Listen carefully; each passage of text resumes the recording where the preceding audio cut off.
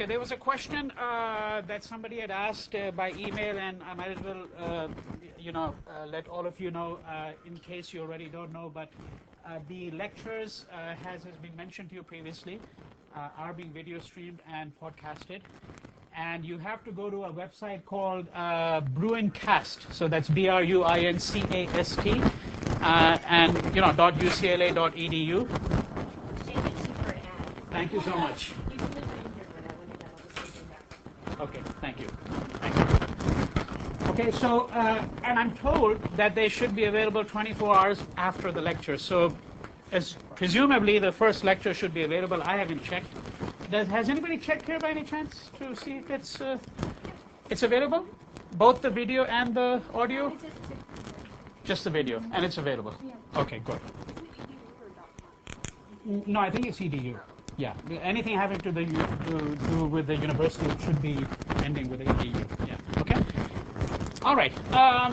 Before I begin, let me mention a couple of things about the modus operandi of this class, which I didn't mention but should be self-evident, and some of you certainly know that. You are free to interrupt me at any point to ask questions. I encourage discussion and like to have it. Okay, and the only time when I may not be able to take a question, but I'll motion to you to indicate that I recognize your hand is if I'm in the middle of a sentence or in the middle of some stream of thought that I don't want to lose. Okay, but I will eventually get back to you if you raise your hand. Okay, and so don't feel shy in interrupting me if you need to do that. The other thing is that I have checked all the links. And all the readings are available at this point, so if for those of you who want to, do some readings from some weeks later on in the syllabus at this point for whatever reason, but whatever, is on the syllabus is available, except, as I said, for my own book. And I think by tomorrow we should know what are the prospects for being able to get that book for you in time. And if it's not available, then it will be put online, the various chapters that you have to read. Okay? So what I'm going to do today is I'm going to resume my narrative from where I had stopped on Tuesday. And I'll spend the first half of the class doing that, taking you through, Kashmir, the partition, the assassination of Gandhi. And then what I'm going to do in my remarks in the latter half of the class today is I want to put before you certain considerations, some rather big points that I think you need to be thinking about, and those points will be useful for you as you think about the history of India in the post-1947 period, right? But let me start with where I had stopped. And what I've been talking to you about was the conflict in Kashmir, as you might remember, okay? And to refresh your memories, let me tell you this, that at the time of independence in 1947, or shortly before August 15, 1947, an option was given to the native states, and you remember the option was that you sign a treaty of accession and become absorbed into India, or you become absorbed into Pakistan, or you try to stay as an independent sovereign state, which was not really a viable possibility. Okay, and Kashmir is one of the areas where this conflict is going to break out between India and the newly emergent state of Pakistan. So this is Kashmir over here, right, in the north and northwest, really more. And you recall that the Maharaja or ruler of Kashmir was a Hindu. The majority of the population was Muslim.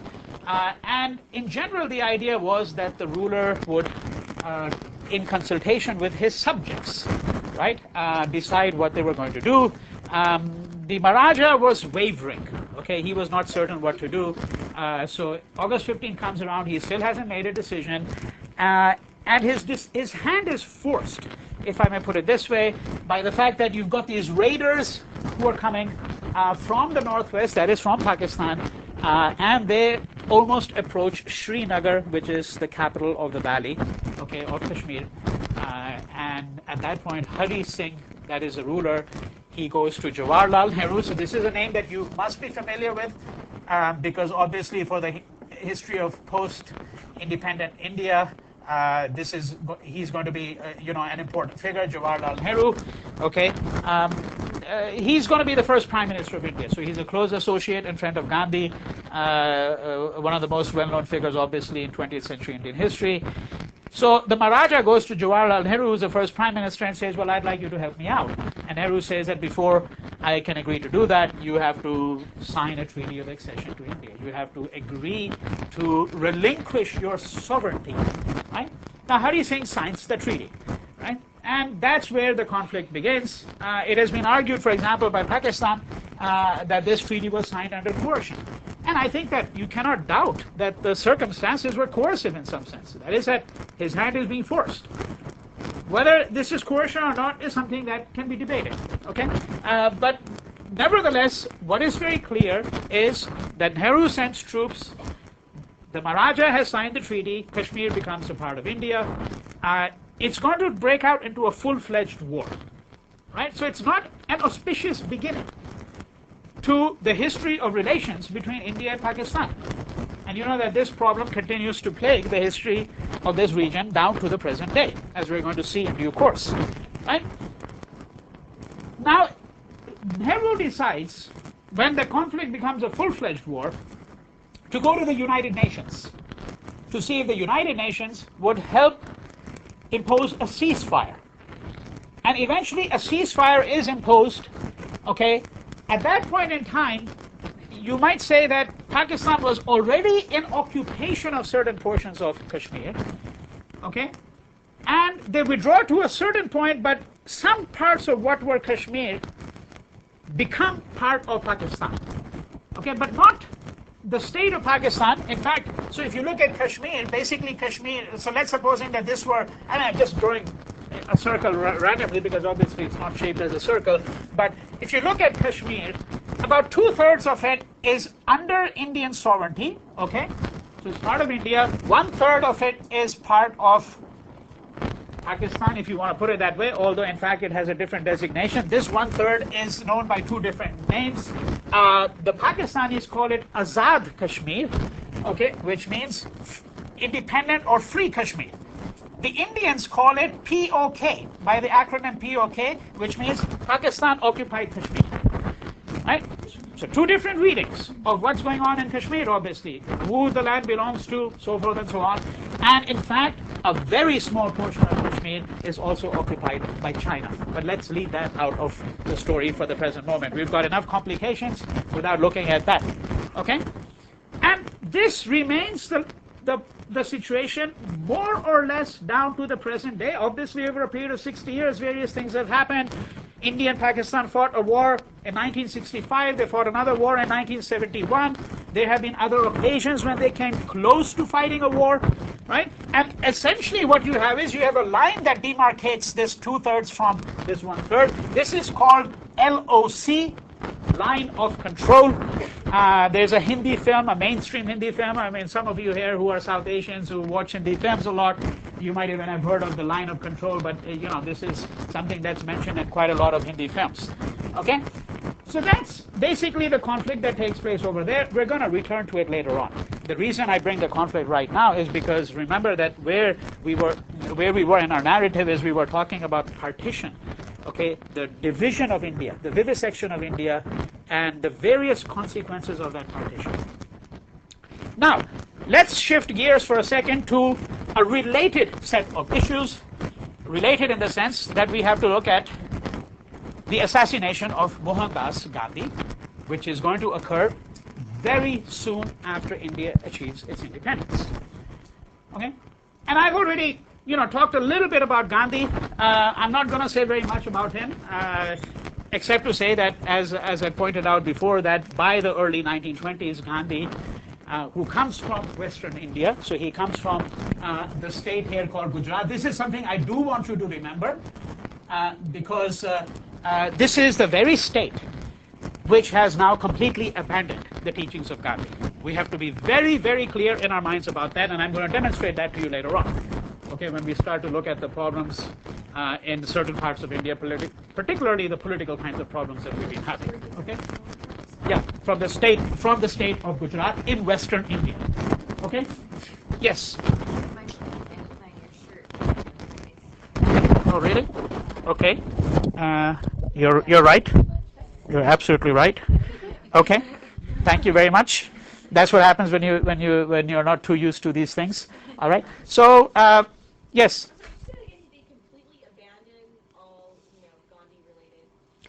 I would describe Gujarat as a state that more than any other state has relinquished the teachings of Gandhi, disowned the teachings of its native son. Okay? But again, this is something for your reflection and consideration, and right now you don't have to accept that statement, but over the course of the next 9 weeks, I think we're going to see why we can possibly come to that conclusion or reading. Okay? But the idea here was to introduce Gandhi. So Gandhi comes from the state of Gujarat in western India, and he's going to go off to England as a young man to study law. Then eventually he's going to go to South Africa, spend over 20 years over there. This is where, in South Africa, where he's going to first, in some ways, test his theories and practice of nonviolent, right? Nonviolent resistance, right? To oppression, to colonial rule, and so on.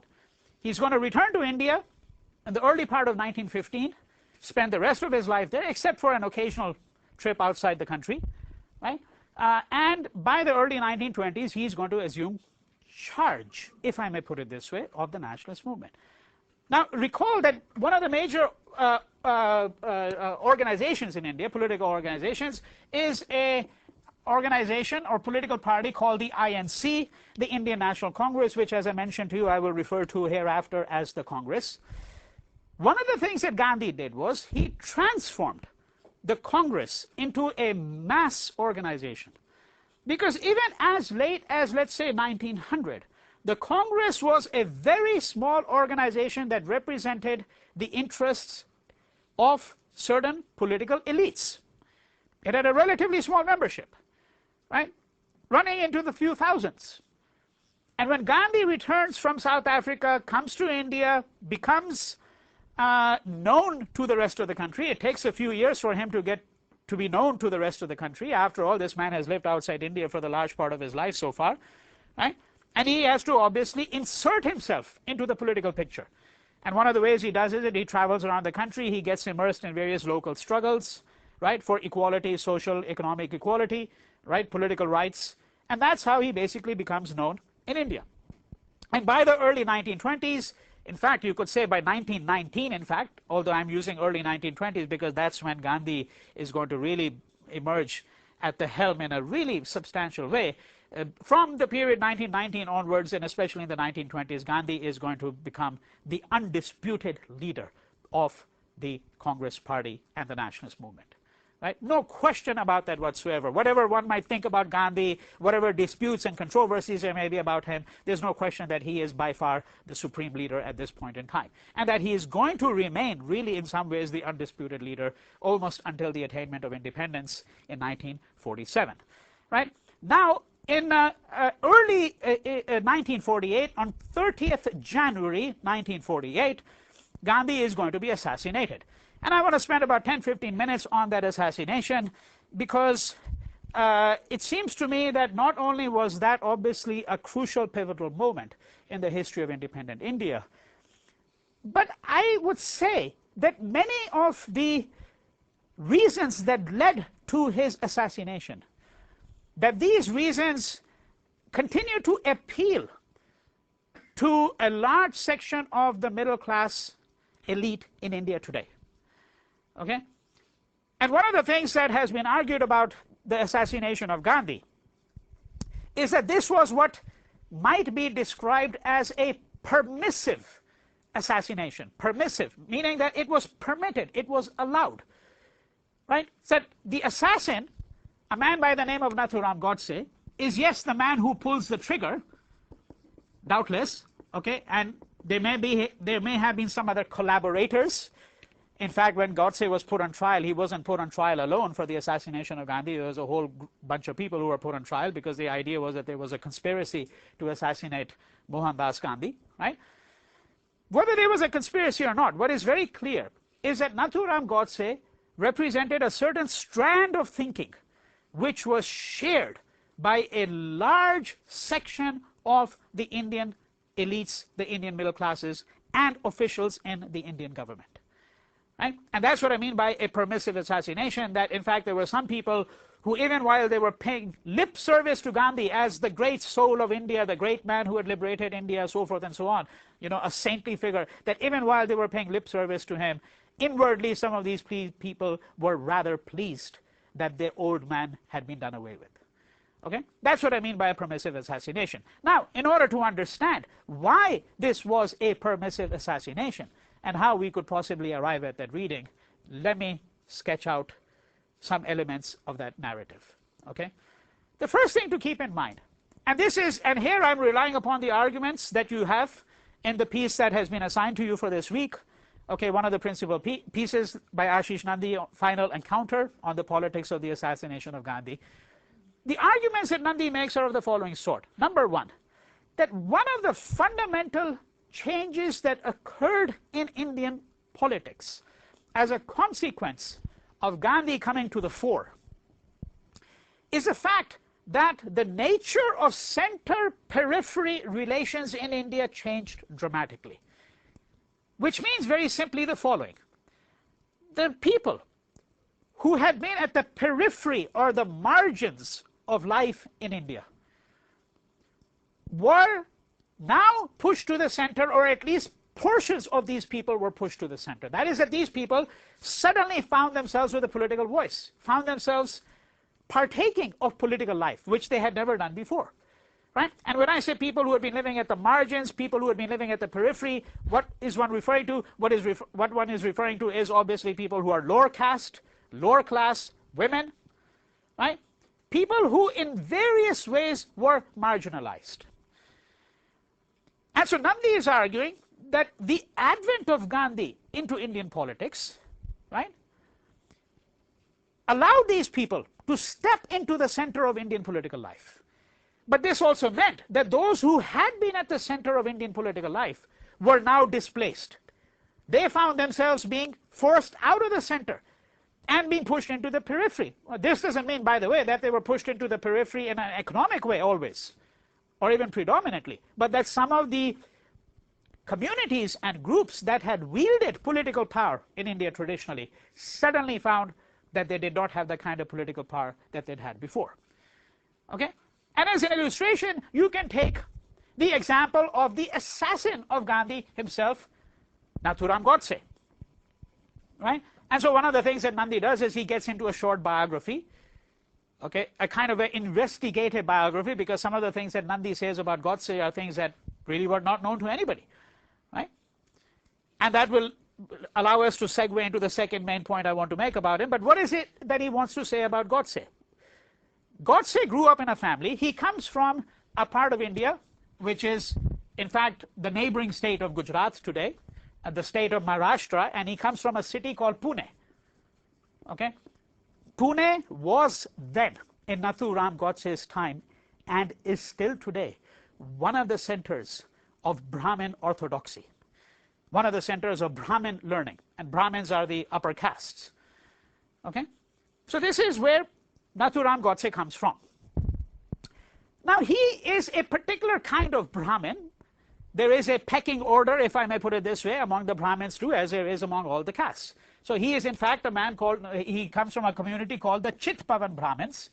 And one of the things that Nandy is arguing here, and this is, I think, quite well known, there's a whole body of scholarly work on this question, that the Chitpavan Brahmins were the kind of community that found themselves falling dramatically in the scale of power. That in the 18th century, the Chitpavan Brahmins were people who were advisors to the rulers, okay, of this part of the country. These are people who wielded immense economic and political influence. Now, when British rule comes to Western India, as it did to most parts of India eventually, right, when it comes to Western India, the Chitpavan Brahmins find themselves falling out of favor. They lose some of the economic influence and affluence that they had. And what Nandy is arguing is that this process becomes more aggravated after the coming of Gandhi, who is a Gujarati, Baniya. Baniya here is a pejorative word. That is how he was referred to by some of the people who didn't like him. Okay? And the word Baniya here means somebody who is a trader, somebody who does petty things like shopkeeping, if I may put it this way. And the Brahmins thought of themselves as learned people. Gandhi comes from a rather, if I may put it this way, middle caste and middle class background. Okay? So what Nandi is suggesting is that the kind of diminishment of their influence which began in the late 18th century continues for a period of time under colonial rule, and it becomes aggravated under Gandhi. Okay? And so when Gandhi comes around, by that time the Chitpavan Brahmins, who at one point had been, if I may put it this way, kingmakers, if one could use that language, suddenly find themselves without any kind of real standing in their society. Now, the biography gets a little more complicated. Before I move into that, let me make the second main point, which is going to link up with Nandi's argument, which is that one of the things that was distinct about Gandhi, and perhaps the source of much of the anger directed against him by certain people, was that Gandhi had an argument that colonial rule had a certain relationship to the exercise of sexual dominance. In other words, let me put it to you this way. There's different ways in which you can understand it. The people who oppress others, in this case the British, they have to oppress their own people first. Before the English colonized India, they colonized their own women. That there is a specific relationship, as Nandi argues, between, or a homology, as he says, homology, H-O-M-O-L-O-G-Y, a homology between political dominance and sexual dominance. That these are parallel processes that take place. And so one of the things that happens in India is a certain, if I may put it this way, under colonial rule, a certain fetish for masculinity. In fact, when the British come to India, and this is well known, I mean, there's an essay written by a man called Robert Orme, O-R-M-E. And the title of the essay, this essay dates to the 1780s. The title of the essay is On the Effeminacy of the Hindus. Effeminacy. That is that if you look at the population of India, if you look at Hindus, right, they're all effeminate. And of course, what the they here refers to the men, because effeminacy is not a category used for women, right? To be effeminate means a man who displays the qualities of a woman, right? So the view here is not that certain men are effeminate, which you may find to be in every culture. Rather, the entire culture is entirely feminized from the standpoint of the British. And of course, the British recognize that there are pockets of people who they view as masculine. Right? And one of the things that the British did in India, and this is all well documented, by the way, I mean, if you want to look up these things in greater detail, was that in the middle part of the 19th century especially, one of the things that the British did was they made a distinction, becomes a formal distinction. It becomes the basis on which they organize the army between the martial races and the non-martial races of India, right? So if you're like me, and if you're short statured, you're automatically non-martial, right? And if you're 6 feet 4 inches, right, and you belong to a certain tribe, you're martial, right? So either you are martial people or you're non-martial people. From their standpoint, the majority of the Indians were, of course, non-martial, effeminate, right? So this is a backdrop that you have to keep in mind. Now, what Gandhi is trying to do, among other things, is that he is trying to make a break between power and masculinity. In fact, Gandhi is rather certain that masculinity is a hindrance. It's an obstacle to true humanity, if I may put it this way. Which does not mean, of course, that a man should relinquish his male qualities. That's not the argument. The argument is that masculinity, particularly a certain form of hypermasculinity, right, becomes an obstacle. And of course, one of the things that Gandhi is trying to do is he's trying to forge a movement of resistance to colonial rule using the methods of nonviolence, right? Nonviolent resistance non-violence here, the word being ahimsa, and he coins a new word, right, to indicate his whole thinking about non-violent resistance. He calls it satyagraha, right? Satyagraha means the force of truth. You confront your opponent not with arms, not with physical violence, but with the force of truth. Right? That's the backdrop that you have to keep in mind. Now, let's shift back to Nathuram Godse and his particular biography. Godse grows up in a family where his parents had lost their first few children, as you've read in the article. Right? So when Godse's mother is pregnant with Nathuram, she goes to a fakir. A fakir is a holy man, and says that, look, I've lost my first few children, right, in their infancy. And the fakir says, well, there's some kind of evil spell that has been cast on you, right? And one way in which you can avoid this problem is, if you have a son, right, bring him up as a girl. This will ward off the evil spirits. And so when she gives birth, Nathuram is born, he's going to be brought up as a girl. In fact, he's called Nathuram because a nose ring, a ring is put through his nose, right, as you would do with a small girl, in that part of the country especially. Right? And he becomes known as Nathuram. And Nandi is arguing that there is a kind of compensation that is going to take place in the life of Nathuram. That is, that he's going to be so embarrassed by this as he grows up that he's going to compensate for this by trying to become hyper-masculine. Now, there are various ways to read it, but one of the interesting ways in which you can read it, it's not a reading that I've actually given to you, but it's a reading that you can look up on the internet if you want. And this is the speech made by Nathuram Godse when he was put on trial for the murder of Gandhi. Okay? A speech, by the way, that was banned by the government of India for over 20 years. Okay? And you have to ask, why was it banned? Right? Interesting sets of questions here. Right? The speech is called "May It Please Your Honor," if you want to look it up. The entire text is available on the internet. One of the things that Nathuram says, so he's, you know, because he's giving a justification for why he killed Gandhi. And one of his main justifications is that Gandhi was rendering the country weak through his practice and idea of nonviolent resistance. Right? See, Nathuram is this idea that only a strong nation state can survive in this world, or in this jungle that we call a world. Right? The world has no time and patience for things like nonviolence. Nathuram Godse also argues in this speech that Gandhi was effeminizing Indian politics. Why? Because the kinds of methods that he used, not simply nonviolent resistance, but going on a fast, listening to his still small voice within himself. Gandhi says, when you're in doubt, listen to the voice within yourself. Right? Spinning and weaving. Godse says, yeah, these are things that women do. Right? That's how he puts it.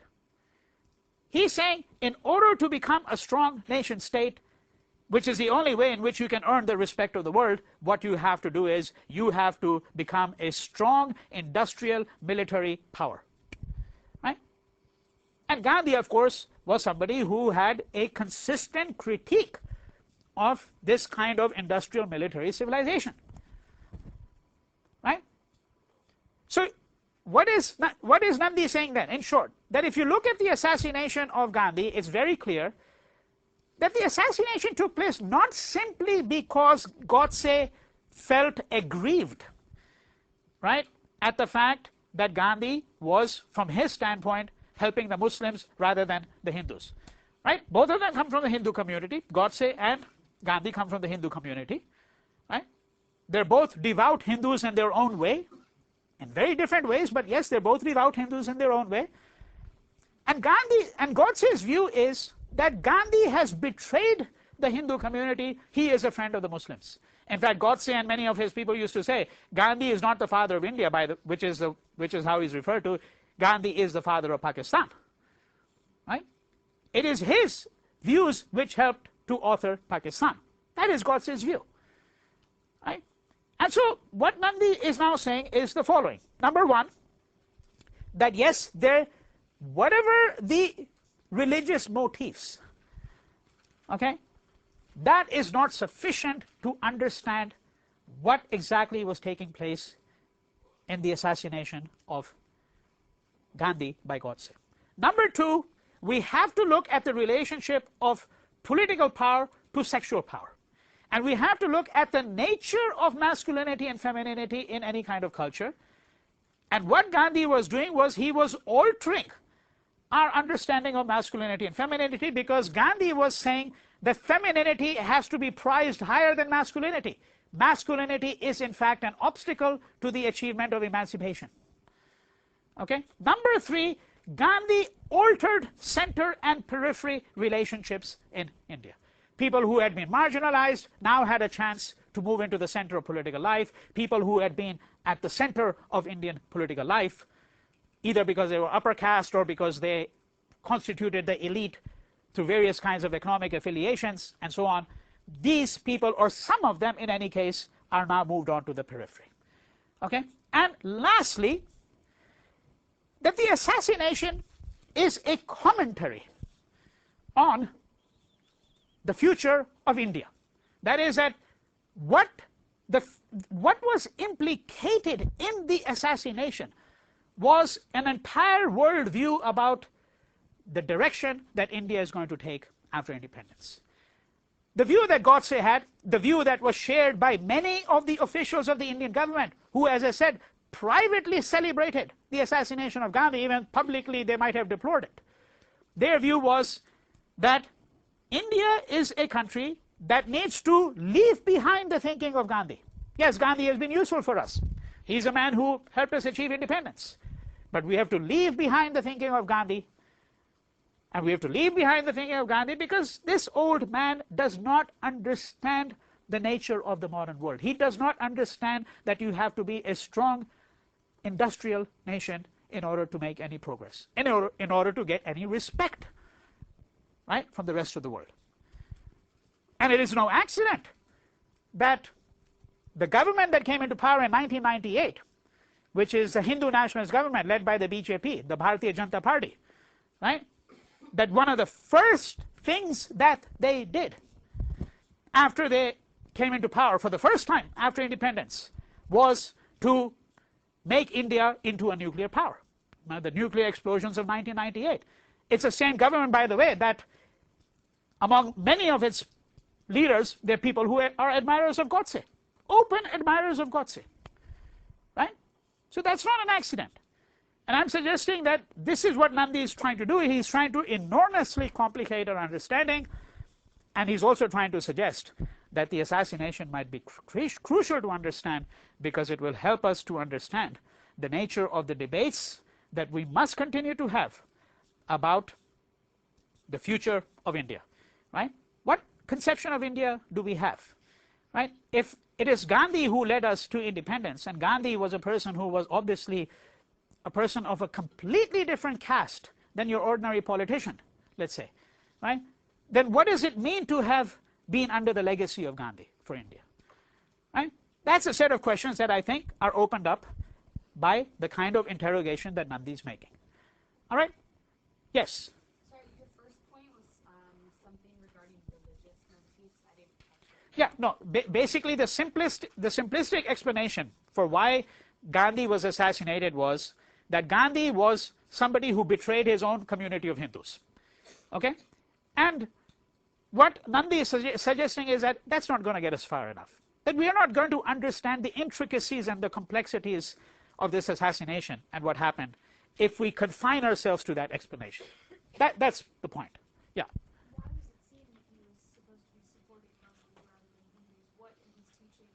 Oh, well, we'd have to really look at a whole range of things, right? We'd have to look at what was his views on Hindu-Muslim relations. We'd have to look at, you know, what were his views on the partition, right? Because, you know, some people took to the view that Gandhi was so powerful a man that if he had wanted to prevent the partition of India, he could have done so. Because the partition is seen by the Hindu nationalist parties, people who hold to Hindu nationalist views, the partition is seen as a concession to the Muslims, right? Because what was the demand for the partition? A Muslim majority state. Now, if Gandhi is preventing that from happening, that's the Hindu nationalist view. That means that Gandhi is complicit in it, right? So there's still a coterie of people who think that the person who's primarily responsible for the partition of India is Mohandas Gandhi, not Jinnah, not anybody else, Mohandas Gandhi, right? So that's the sort of thing we're referring to. But obviously, in order to give a full-fledged answer to your question, which is a perfectly legitimate question, one would then have to look at what were his own relations between himself and Muslims. What did he think of the nature of Islam? And some of these questions, by the way, we will take up when we start looking at the history of Hindu-Muslim relations in India post-1947, right? But I think we'd have to leave it at that for the time being, okay? Now, let me just say a few more things about partition, and then I'm going to, as I said, in the second half now, then move to laying out some broader questions for your consideration, questions that are going to be important for the rest of the course. So in 1947, Pakistan is created. You have a problem that's going to occur with some of the native states. Another native state where you're going to have a bit of a problem is this state here called Hyderabad. Okay, that's a slightly later story, because what the Indian government is going to have to do is they're going to have to basically move into Hyderabad and take it over. They use a rather more polite term. They don't call it a war. It's called police action, that the Indian government undertook police action. And when you say police action, it sounds like you're undertaking action against a bunch of criminals, right? That's the problem with that language, obviously, police action. But they basically occupied Hyderabad, and Hyderabad became a part of India. Okay, so you have some of these problems with the native states, not all of them by any stretch of the imagination. You're only talking about 2 or 3 of the major problems here: Kashmir, Hyderabad, and so on. As I said, in early 1948, Gandhi is assassinated. Before the assassination, it is reasonable to say close to 1 million people had been killed, okay, as a consequence of the partition, because you've got these Hindu-Muslim riots that break out. The Sikhs are involved in it as well, right? And the killings are taking place mainly in the Western Hemisphere, not the Eastern Hemisphere, even though you had a partition there as well, because recall that East Pakistan, the Eastern division of Pakistan, is created over here, right? And there may have been lots of reasons why the bulk of the killings took place on the Western frontier rather than on the Eastern end. And one of the reasons may be that on the Eastern end of things, both the Muslims and Bengalis had, you might say, a greater shared cultural heritage as well, in some respects. So, for example, the Muslims and the Hindus were both Bengali speakers, right? Whereas in this case here, if you're looking at the Muslims, well, yes, the language might have been common in some cases, right? But the script in which it was written was different, right? So there are differences of that kind that you can talk about. But in order to understand why violence took place more here rather than on the other end, I mean, that's a question that we cannot enter into right now, because we would really have to look, sociologically and politically at a whole range of factors over there. All right. So this is the situation that we're talking about in early 1948. And some people argue, I think that it's a reasonable argument, right, that the assassination of Gandhi had at least one good effect, which was to put an end to the killings of the partition, right? So you find that the partition killings really began to taper off dramatically. And of course, some of that might have happened simply because people had exhausted themselves. I mean, you have to remember that this is not a set of killings engineered and orchestrated by the state. This is not a Holocaust in that sense of the term, right? Okay? And that, when people are killing out of passion, out of anger, after a while you exhaust yourself. You could argue that that was one of the reasons why the killings really more or less began to stop in the early part of 1948. And there were some problems that persisted. I mean, I'll give you one simple illustration of the kind of problem that persisted, right, which only the people who have looked at the partition literature are even aware of. And in some ways you might think of it as a peculiar problem, but in fact it's not. It's symbolic of the kind of violence that took place then and that continues to take place in some respects today. That is the problem of abducted women. It is estimated that close to 100,000 women may have been abducted, kidnapped. Now, how did these abductions take place? You've got mass migrations taking place. Remember what I mentioned to you, between 11 to 15 million people moving, right, within the space of a few months, right? Sometimes they're moving in long convoys, the convoy of 500,000 people, okay? Certainly a convoy of 5 miles long, which would be maybe 100,000 people. Now, what happens when you have a convoy of people moving along with their belongings on their back? Some people get left behind. Older people, some women, some children, people who can't keep up with the rest of the crowd, right? And you're going to get raiders who are going to pick up some of these people, stragglers, right? Some women who are abducted are going to be taken into the religious community of the abductor. So let's say a Muslim woman is abducted by a crowd of Hindus, okay? And among the crowd of Hindus that abducts her, or a family that abducts her, she develops intimate sexual relations with a man, either forcibly or willingly, right? And over a period of 5 years, she has now completely settled into that lifestyle. Happens, by the way, but across the border with both communities. So it's happening with Hindu women taken over by Muslim men, Muslim women taken over by Hindu men. In some cases, you can also argue, by the way, that some women who had come from highly oppressive backgrounds, where they were completely contained, restrained, that for them this was a new kind of liberation. I mean, even that kind of argument has been made, that some women finally had the freedom of sexual choice, for example, which they would never have had before. Whatever the case, okay, these women are known as abducted women. It's a substantial problem. There's going to be a commission appointed. You know that this is a favorite government way to solve all problems: appoint a commission. Because when you appoint a commission, it means you're not going to solve the problem. You're just going to talk about it for the next 50 years, right? Right? So you appoint a commission to investigate the fate and fortunes of abducted women on both sides of the border. And in some of these cases, you get these heart-wrenching stories. Why? Because a woman who has been abducted and has fallen in love with her captor, let's say. Or she may not even have been abducted. She may have voluntarily left her community, gone over to the other side. But she is now known as an abducted woman. Okay, so abducted is a category here, right? Includes women who may, of their own agency, have gone over to the other side. So this woman has now starting to live with a man. She's born his children. And then 10 years later, an agent from the government of India arrives at her door, knocks on the door and says, "I've come to take you back." And she says, "I don't want to go with you." And right behind him are 5 policemen from the state of Pakistan, and they're saying, "Well, you have no choice, because this is an order from the government. You don't belong to this community. You belong to your own community." Right? And 75,000 or 100,000 women is not a small number. Right? But it's not only numbers that we're talking about. We're talking about this conception that a woman, in some respects, is the property of somebody else. That she does not have, in some ways, control over her own body, right? That she is not sovereign over her own choices, right? That's the issue over here. And so we have to look at what is the relationship between this and, for example, the kinds of atrocities that are committed against women, right? So these are some of the problems that arose as a consequence of the partition, in the wake of the partition. I think you had your hand up. Oh, I was just going to ask, were they married or? Some of them were. Some were married, some were unmarried. Yeah, you know, variation. Yeah, yeah. Yes? In all cases, they had to go back. In the majority of the cases, yes. In the majority of the cases. I mean, after a while, again, that commission basically becomes defunct.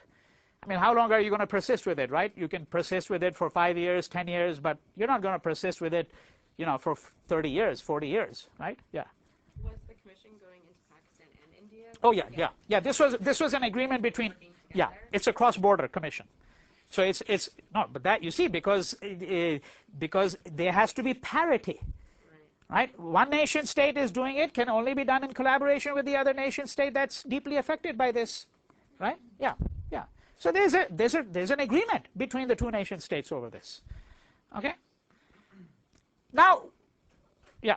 I was going to ask, were there incidents of women who, once they're taken back, somehow making their way back to Not really, not really. That's the stuff of Hindi films.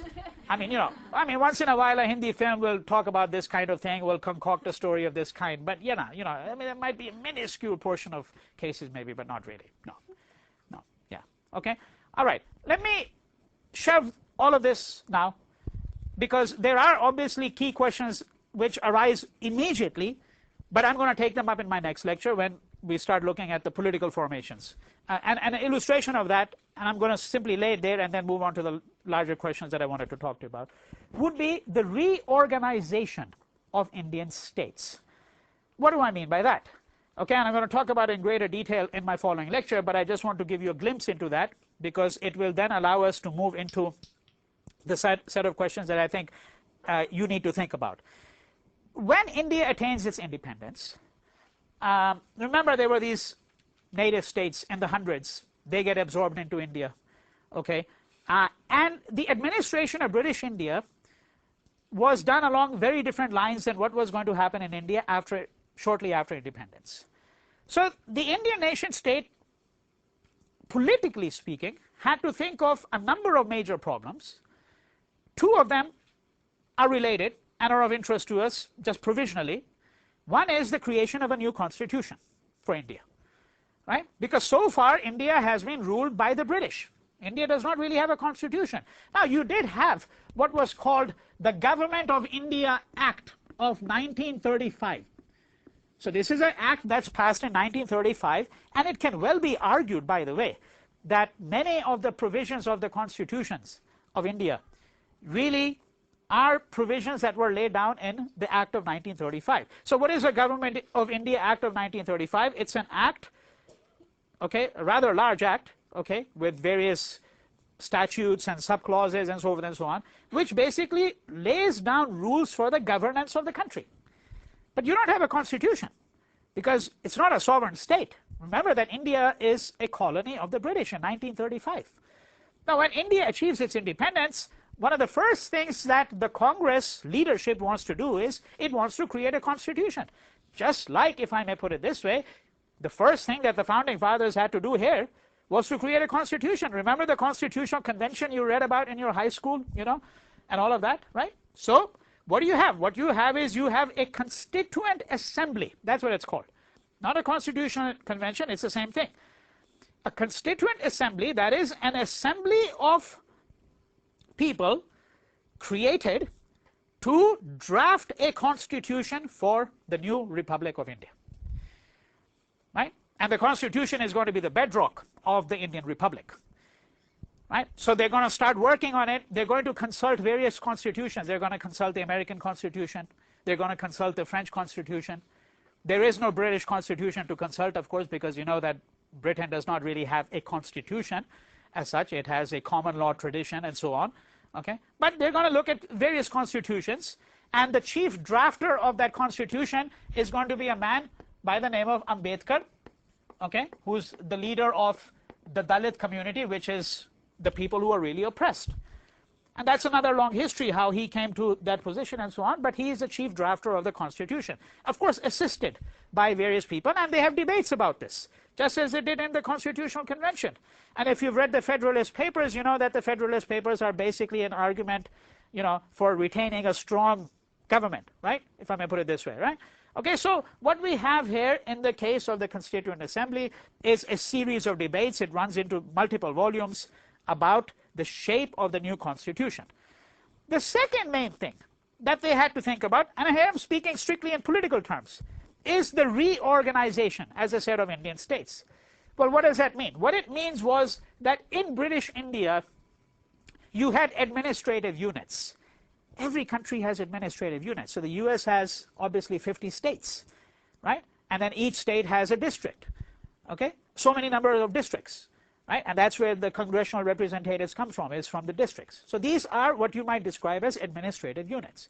Now, in British India, you had what was called the Bengal Presidency it's called, okay, which has a population that runs into the tens of millions. It's a huge administrative unit for in the eastern part of the country. You have the Bombay Presidency over here. You have the Madras Presidency over here. in South India. Okay, and then you have various lieutenant governorships, they're called, and so forth. Now, when India becomes independent, the decision was taken that they were going to reorganize India entirely in order to make it more effectively governed by a different kind of administrative structure. That task falls to a number of people. One of them is Sardar Patel, okay, who is a very, very close associate of Gandhi. Usually, in fact, there is a trinity of leaders they talk about. That's Gandhi, Nehru, Patel. That is within the Congress party, because Jinnah, remember, is already out of the Congress long before. By the 30s, he's one of the leading lights of the Muslim League, right? And so Patel is one of the persons who was obviously a huge figure in the nationalist movement, a close associate of Gandhi. He's also a person who believes in a strong central government. In fact, I would say that Patel repudiated virtually everything that Gandhi stood for. You could argue that. Okay, virtually everything. Right? Whatever your opinion about that matter, right? The point is that the reorganization of Indian states is a task that's going to fall into the hands of Patel, because he's the interior minister in the new government. Okay?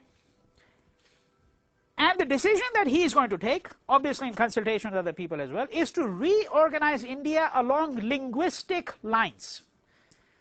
What that means is that you are going to create linguistic states in India, which in turn means that, so let's say if you look at South India here, let me just draw a horizontal line. That's not how it is, of course, but just for the sake of convenience, let's call this South India over here. So you have 4 major languages spoken in South India. Okay, one of them is a language called Tamil. Then you have a language called Malayalam. Okay, and you have a language called Kannada and Telugu. I'm not going to write all the names down. You can see them in all the books. So these are the 4 major languages spoken, okay, in South India. There are other languages as well. There's Tulu, for example, but we're saying that these are the 4 major Dravidian languages, okay, with, speakers running into the millions, with long literary traditions. Tamil has a literary tradition as old as Sanskrit, almost. Okay, right? So when you create linguistic states, what it means is that you try to create a state so that the majority of the speakers of Tamil, okay, let's put it this way, that's the majority of the speakers of Tamil live in this area, because remember that there are going to be speakers of Tamil who are living here, right? But you say the majority. In some ways, it's almost like the partition of India, Muslim majority, except that was done on the basis of religion. Now here we're saying on the basis of language, okay? And internally, that the majority of the speakers of Tamil are going to be constituted into one state. We're going to call it Tamil Nadu, right? Majority of the speakers of Malayalam over here are going to be constituted into one state called Kerala, right? And so forth and so on for all of India, right? This is what is called linguistic states, okay? And that is the reorganization of Indian states that's going to take place. All right? Now, I want you to keep all of that in mind, because what I want to do is I want to move into a broader set of considerations. And the first consideration has to do with, and this ties up with the assassination and of Gandhi as well as this particular question, is, all right, so India achieves independence in 1947. And if we want to think about India, should we think of it as a nation state, or should we think of it as a civilization? Right? And I want to suggest to you that for me, the most interesting way to look at India today, or certainly one of the most interesting ways to look at India today, is to look at India as a place where there is a tension between the idea of India as a nation state and the idea of India as a civilization. All right? And I'm going to elaborate on this, right, so that you understand exactly what is at stake here, because it seems to me a huge amount is at stake here. Very much is at stake here. How we understand this tension, how we understand the difference between India as a nation state, India as a civilization. And before we get to the nation state, let's begin with India as a nation. One of the British arguments, by the way, was that there is no such thing really as a place called India, right? That we have created whatever it is that is now known as India. This is a British argument. You find this in the colonial text throughout.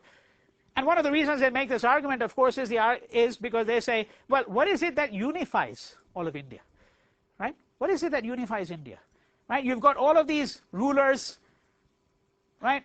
And each one is in charge of this or that area. But by the time the British established themselves in India, their view is there is no such thing as India, frankly, okay, right? And whatever is going to be shaped as India is going to be created through their own agency. That's how they look at it, right? Because of course they look at India and they see that, hey, there's an enormous division and subdivision and sub-subdivision, because you have thousands of castes, you have the practitioners of 6 to 8 major religions around the world, you have hundreds of languages spoken in the country, which is true down to the present day, even though there are languages that are disappearing. You know that one of the biggest problems, incidentally, something to think about in the world, is the extinction of languages. Yeah, every day a language is disappearing in the world. And that has to do with the homogenization of the world. I mean, everybody thinks about multiculturalism and all of that. In fact, the world is becoming more and more homogenized in many ways, right? So when the British are in India, they're saying, hey, I mean, what is this place, right? Hundreds of languages, Muslims, Hindus, Sikhs, Christians, people they've never heard about, animists, so forth and so on, right? Practitioners of different faiths, and of course, different castes. Brahmins, 500 kinds of Brahmins, 2,000 kinds of Shudras. I mean, for them, this is like, you know, unfathomable. They have absolutely no conception of what it means to live in a really pluralistic society, right? So now, if you keep that in mind, the question here is, the British claim is there is no such thing as India as a nation, but on the other hand, you could argue very clearly, and I would be inclined to argue, that, well, in fact, actually, if you look at, let's say, a 9th century Indian figure such as Shankaracharya. Shankaracharya is an Indian philosopher, and he's an itinerant philosopher, right? So he moves from place to place on foot, which is, of course, the only way you moved back in those times. Why is it that Shankaracharya, when he was trying to create, okay, a certain conception of Hinduism, give shape to a certain faith, over 1,000 years ago, why is it that he established mutts or monasteries, if you want to put it this way, in the 4 corners of India? Over here, here, and here. He did. He clearly had some conception of the unity of India, right? He clearly sees this one land mass as having something in common, that the people all over this land mass have something in common. And it could be the fact that certain Hindu gods and goddesses are worshipped all over India, right? Even though the practitioners of those faiths might speak 50 different languages. So this is the debate that, in a sense, was taking place, okay? And we can say, of course, that there are people who have a nation, who constitute themselves into a nation, but do not have a nation state. So now we're moving to the second category, right? What would be an illustration of a people who constitute a nation, but do not have a nation state? Sorry? The Kurds. The Kurds, exactly. Very good example. Palestinians? Native Americans? Yeah, that's a little complicated only in the way that you're not speaking of one singular monolithic entity. In fact, scores of Native American languages belong to different tribal groups, right, so forth and so on. I mean, Kurds would be probably a better example here, and the Palestinians, because you could say that, well, there's something common between all the Kurds, there's something between all the Palestinians. These people are a nation, that is, that they share something. We don't even want to get into the fetish of blood, whether they share blood in common, because blood, it's really, there's a fetish about blood, you know, right? But it could be a shared past, a shared history, shared memories, all of those kinds of things. But they don't have a nation state. I was just going to say the Arabs. Arabs. No, that would not. That would be because I mean, what is Saudi Arabia?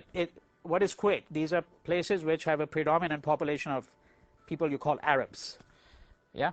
Yeah, but there is an Arab nationalistic movement that has been a part of. Well, there's been an Arab nationalist movement since the early part of the 20th century. Whether they constitute a nation. No, I think what you're saying is an interesting problem, but I wouldn't give it as an illustration of a people of a nation who don't have a nation state. In fact, they have multiple nation states, and there may be another problem there. That may be the problem of whether the idea of the nation state is at all compatible with the idea of Islam, because Islam in principle does not recognize the idea, in principle, the idea of a nation state. The Ummah is worldwide. Okay, right? So that's, I think, a more specialized case in a way, but Kurds and Palestinians would be two illustrations, right? Okay, yes.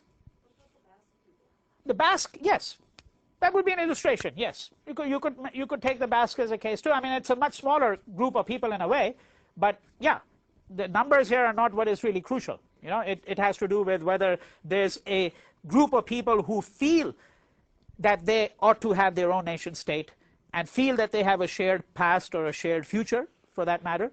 Okay, something in common, but do not have a nation state.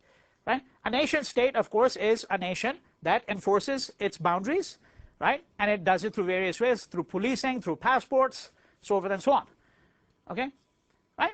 I mean, so now the thing to keep in mind is that whatever one's views on India as a nation, it is very clear that India as a nation state is a very young entity. Very young entity. Right? The history dates back to 1947. Of course, as a civilization, India has a much longer history. In fact, along with China, it is one of the two examples in the world of a continuous civilization over a very long period of time. Right?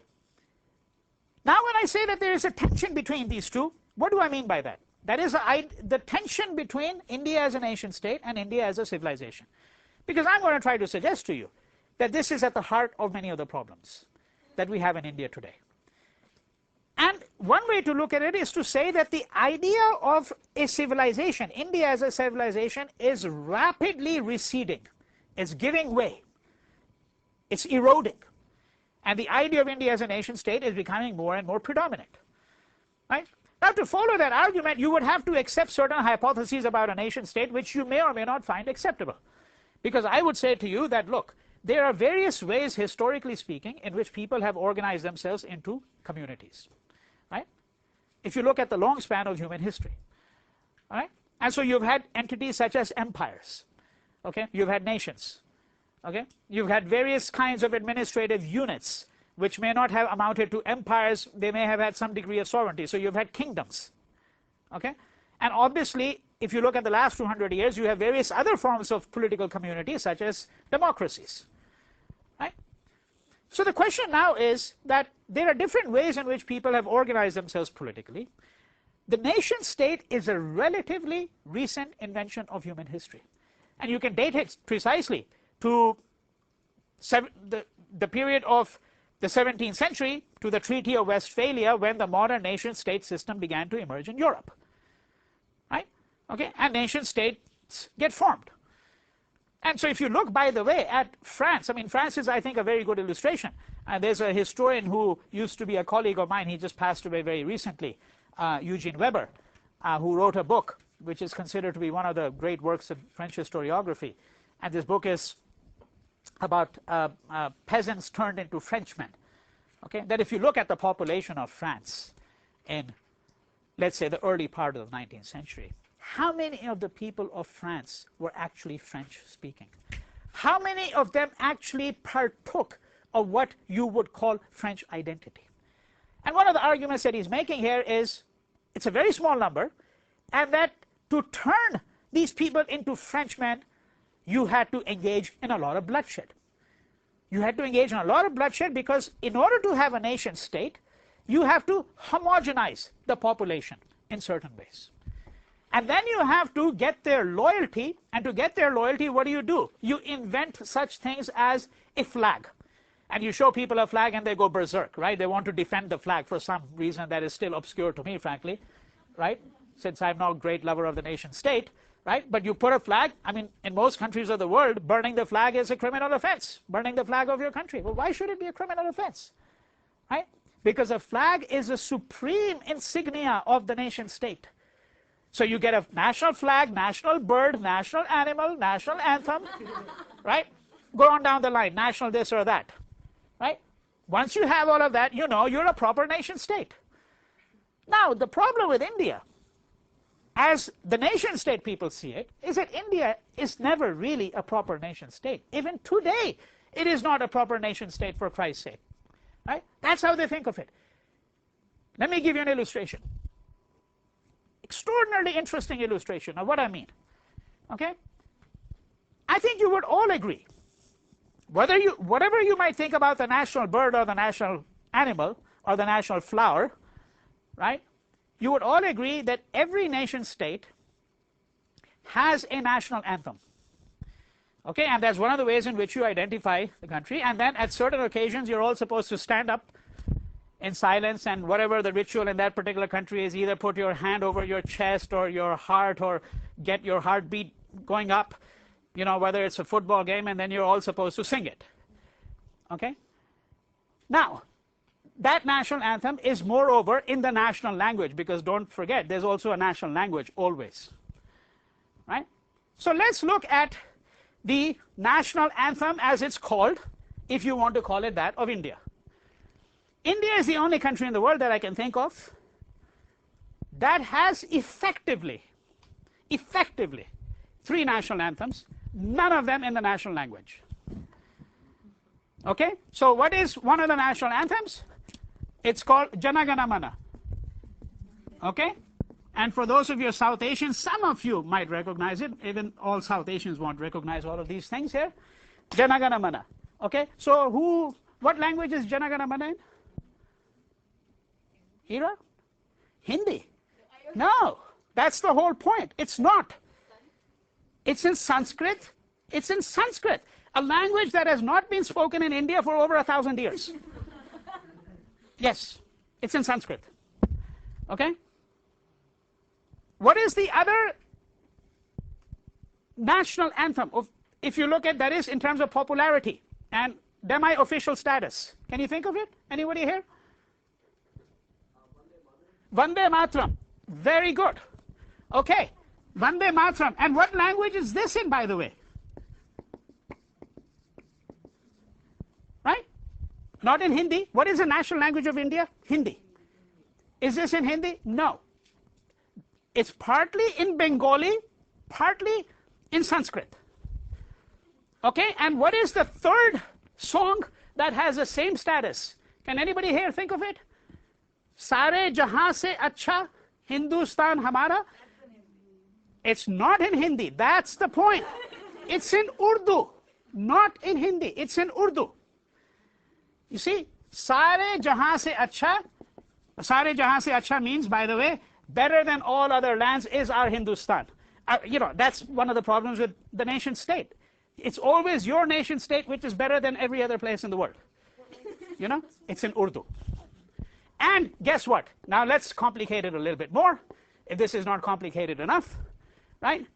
Sare jahan se acha, the person who wrote this is a man by the name of Sir Muhammad Iqbal, who is now the national poet of Pakistan. Yes, the national poet of Pakistan,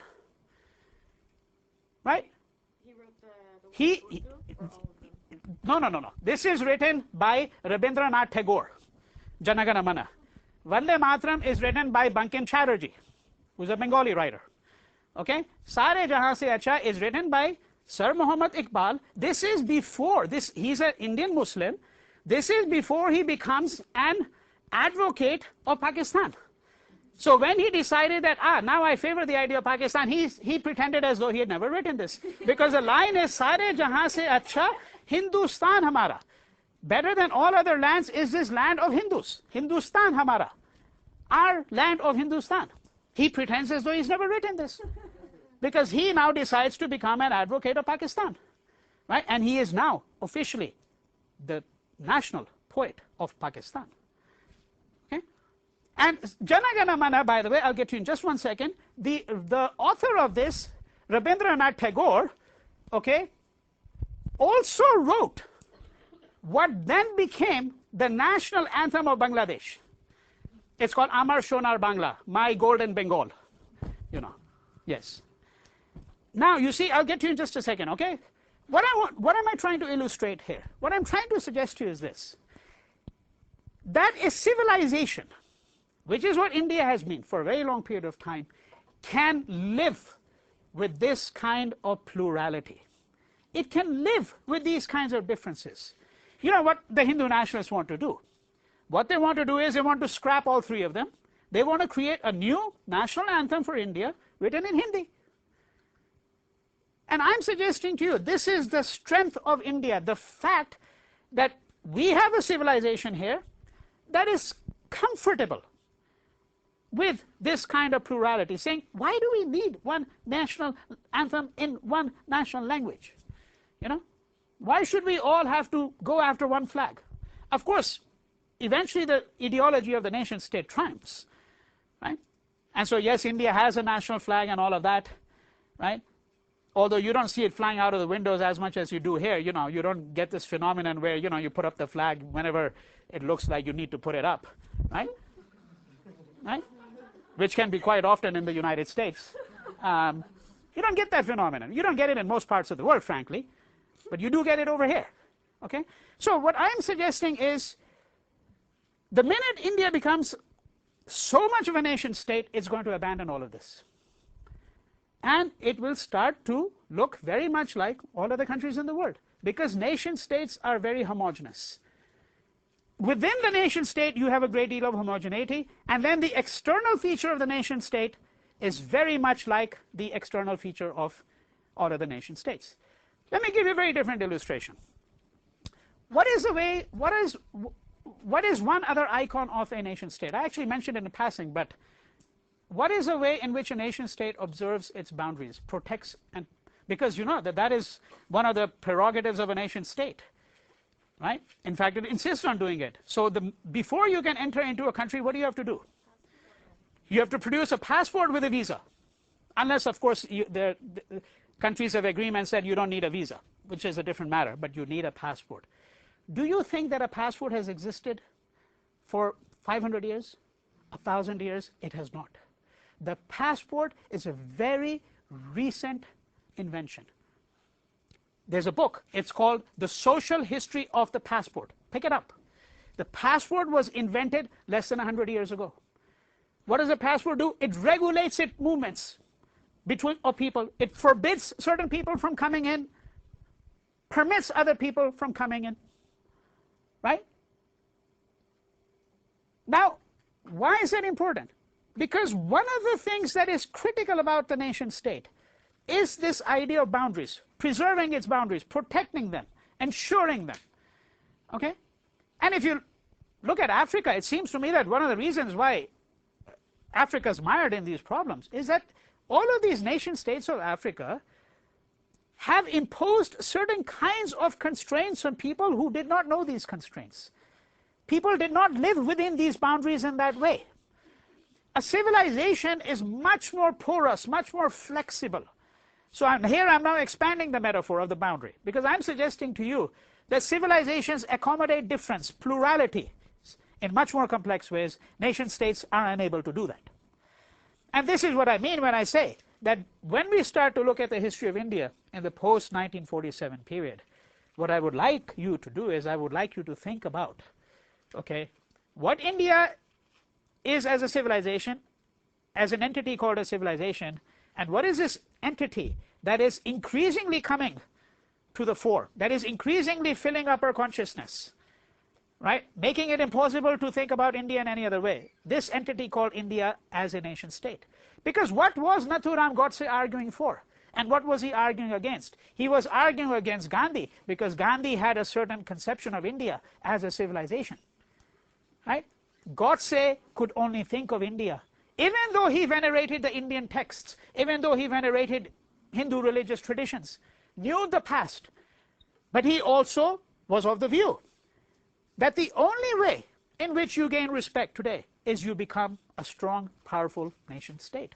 And the way you demonstrate that is you exercise your muscles, you flex your muscles to the rest of the world, if you have to, right? So that's what I would like to leave you with for today. Think about that, and we'll pick up the narrative next Tuesday.